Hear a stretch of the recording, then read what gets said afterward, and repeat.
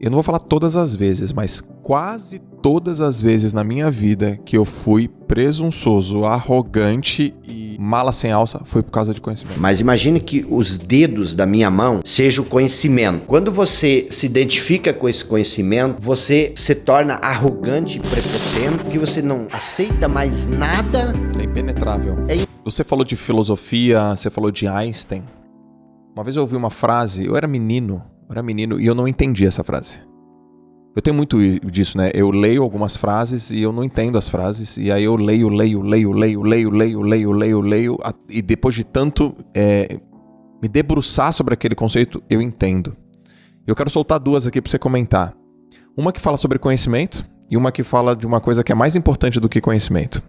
Uma é do Francis Bacon, que ele disse, conhecimento é poder. E uma do Einstein, que ele falou... Essa eu não entendi quando eu li a primeira vez. Eu devia ter uns 18 anos de idade.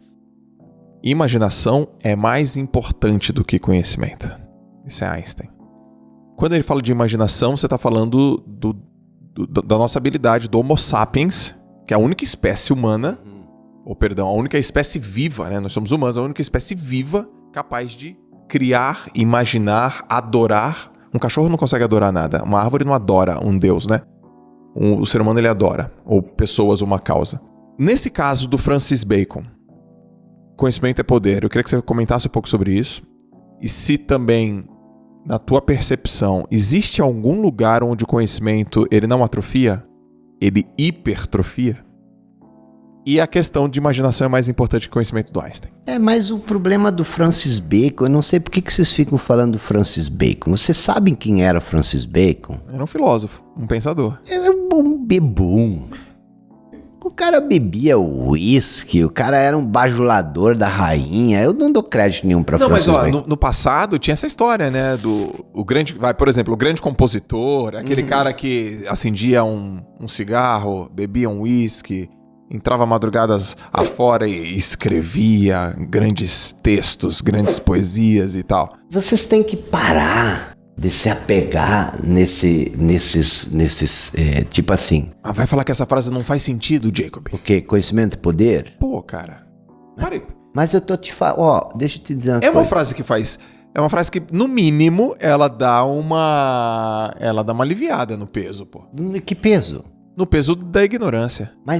Da tolice. Mas o que é a ignorância? O que é a tolice? Cara, a tolice pra mim é quando a pessoa não tem conhecimento sobre uma coisa e toma uma decisão baseada em nada. Ou quando ela é ignorante. Arrogante, perdão. Quando ela é arrogante, soberba, presunçosa. Mas o que cria a arrogância, a soberba e a presunção? Não é o conhecimento? Isso com certeza. Então... Vou te falar uma coisa aqui, honestamente, aqui, ó. Eu não vou falar todas as vezes, mas quase todas as vezes na minha vida que eu fui presunçoso, arrogante e mala sem alça, foi por causa de conhecimento. E aí, de repente, você descobriu o quê? Mas não é que eu... Responde. Mas eu valorizava o conhecimento. Mas eu me achava um pouco maior das pessoas... Porque eu sabia uma coisa que na minha cabeça era maior do que ela sabia. Quando tu parou de ser arrogante, presunçoso? Quando tu descobriu que tu não sabia tanto quanto tu sabia. Exatamente. E quando eu valorizei que o conhecimento não estava apenas transvestido na quantidade de livros que eu lia. E nas formações que eu fiz. Mas é ali, é isso que eu falei antes, que é o problema do conhecimento. Não é que você tem que chutar o balde do conhecimento. Cara, eu leio livros, eu estudo, eu ouço você, eu acompanho você. Mas o grande problema é quando você se identifica com o conhecimento.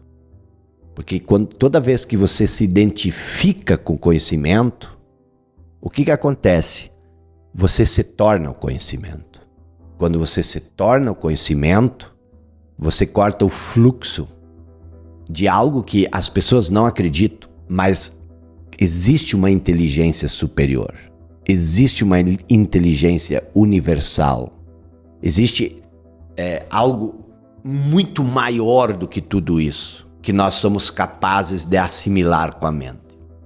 Vou supor o seguinte, vou te dar um exemplo aqui que o cara não vai ver, mas imagine que os dedos da minha mão sejam o conhecimento. tá? Tá bom. Quando você se identifica com esse conhecimento, ele se fecha num nó. E quando o conhecimento se fecha num nó, ele corta todo o fluxo. E aí o que acontece? Você se torna arrogante e prepotente, porque você não aceita mais nada. É impenetrável. É impenetrável. E tudo que você pensa emerge desse nó. Uhum. Então você não tem mais a liberdade. Você conhece o Neymar, você trabalhou com o Neymar. O Neymar é um baita de um jogador. Quando ele não consegue jogar? Quando tiram um espaço dele. Quando cercam ele. Quando colocam ele, fecham ele. E quando dão porrada nele. O conhecimento é a mesma coisa. Se você não dá espaço para o conhecimento, se você não deixa o conhecimento solto, você só vai levar porrada e você não vai conseguir sair do lugar. Então, o conhecimento por si só, ele pode ser útil, mas pode ser útil. Ele só se torna útil quando você tem um estado de consciência muito maior do que o conhecimento. Tá. E isso é humildade. Boa. E a mente é conhecimento. Mente e consciência não são a mesma coisa, tá? Mente e consciência, a mente não precisa... a mente é um ponto na consciência. Perfeito. A consciência não precisa da mente, mas a mente precisa da consciência. Dá um exemplo prático. Não tem como dar um exemplo prático, porque a consciência é o não manifesto. Mas, ó, vou te E a mente é o manifesto. E o exemplo prático é uma coisa, por isso que o conhecimento limita. Mas eu vou tentar te dar um exemplo prático. O que é um filósofo? Um filósofo é uma pessoa que tem conhecimento, mas ela brinca com o conhecimento como o Neymar brinca com a bola. O Neymar não é a bola. Então o que acontece? Se você não tem lugar para fazer uma embaixadinha, você não consegue fazer uma embaixadinha.